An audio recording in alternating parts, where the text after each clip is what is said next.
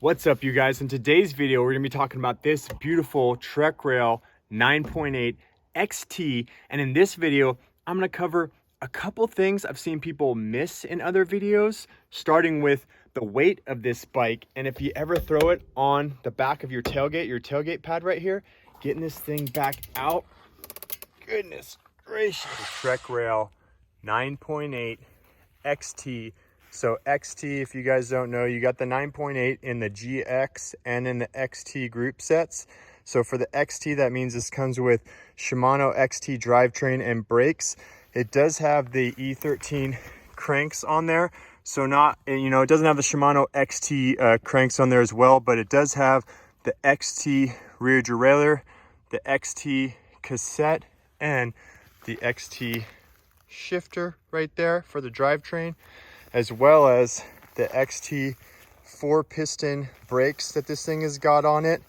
Now on these brakes with the XT, that means that it's got the cooled fins for the brake pads right there, 203 rotor up front, and this being an e-bike comes spec'd with a 203 rotor in the rear. So all that extra stopping power you're gonna need for this enduro sized e-mountain bike.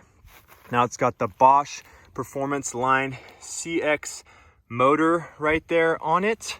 Here goes the charging. One of the things people don't really show on this bike that much is the charging to it, and then the charger as well. I'll go ahead and pull that out and show you what the charger looks like. All right, so there goes the Bosch charger right there. And let's just go ahead and show you and reference this cable length right there. So it's got a decent amount. You can see it in comparison to the bike right there. You know, it's got, 8-foot length or whatever that'll get you from the outlet to charging your bike. Like I said, on the side right over there.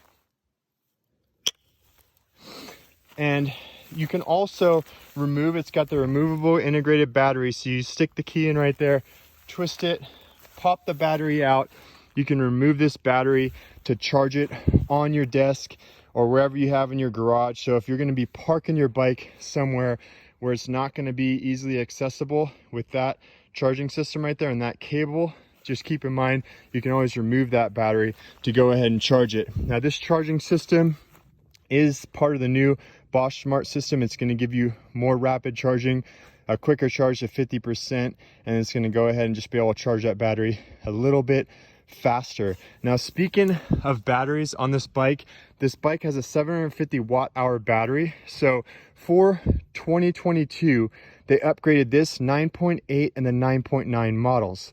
This 9.8 comes in this XT and GX, and the 9.9, the price is just way up there. So this is really, I feel like, the best version of the Trek Rail right now with this 9.8 XT.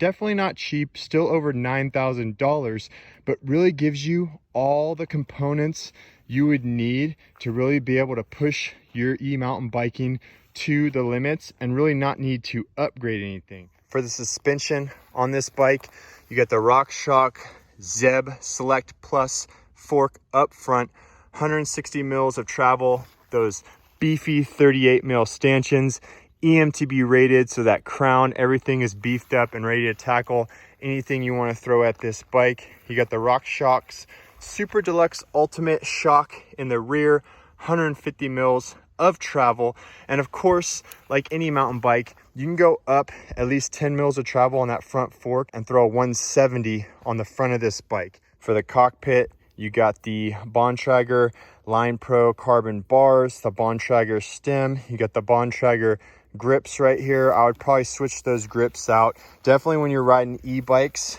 the grips and the saddle, but you got that Arvada saddle on here. Those contact points are going to be even more important because you're putting even more miles in on these e-bikes. So probably want to switch out those grips, get your favorite set of grips on there, as well as that saddle. Get something with just a little bit more cushion. Part of the Bosch Smart system is you got this bar mounted controller right here. So let's go ahead and power that thing on. You can see right there as you switch through the power modes, it's got the LED lighting to kind of give you a indication of which power mode you're in. So you can see the red all the way at the top. You're up in turbo mode. When you go down into E-MTB mode, it's going to change purple. See those kind of matching purples right there? And then down into Tour Plus mode, it's going to change blue. Down into Eco mode, it's going to go down into the yellow, and it gives you the battery percentage right there and the expected range. I'm really liking the way this remote feels. Definitely feels super comfortable, definitely easy to kind of just be able to smash on those buttons as you're riding. And like I said, it's got that LED lighting to kind of give you indication of which kind of power mode you're in. Moving on down from there, down the bike, like I said, the saddle, I would go ahead and replace that, get a nice comfy saddle for those longer miles. Unless you're one of those guys that rides with the chamois, it's got the 170 mil line elite dropper post on there. So you might want to get a dropper post with just a little bit more travel. All right, moving on down from the dropper post to the tires. So you got the SE team issue tires right there. So this thing comes with the SE5 in the rear, SE6 up front. As you can see, my buddy Jonathan has already got the Minion DHF up front with that 3C Max Terra EXO Plus right there. Tires is definitely something that you're going to want to look into as you get this bike. You're going to want something with a ton of grip to be able to handle that downhill smashing. Also, you're going to want something with a heavy enough casing. Now, my buddy Jonathan said what he's doing is he's running the pressure just a little bit higher on these tires than he normally would. So instead of being down into like the low 20s, he's in the upper 20s, maybe even closer to like 30 PSI in the back there. What I would probably do for this bike is I would probably recommend getting like a double down casing, maybe even a DH casing, so that it helps. You don't have to run such high pressure to avoid the tires squirming around. Either that or have like this EXO Plus casing, but throw a set of Cushcore inserts in this bike. Is a 29er front and rear. You can also flip the minnow link on the rear back there to make this thing mullet capable and throw a 27 5-inch tire on the rear. It's got that updated geometry with the 64.2 degree head angle in the low setting right now.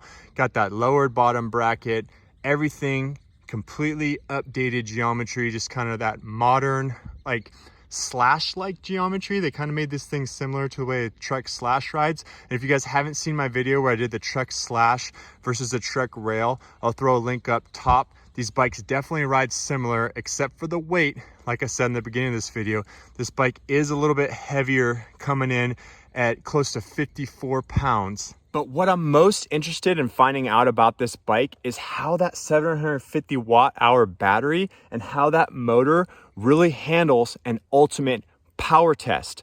So in my next video, I'm gonna be doing the ultimate range test, turbo mode only, smashing up this mountain here at Spence Mountain, climbing all the way to the top and back down these black diamond style trails and see how long this battery lasts. So go ahead and look for that video. As soon as I get that video done, I'll throw it right there, and definitely check that video out. But most of all, get stoked, go ride, and have some fun, people.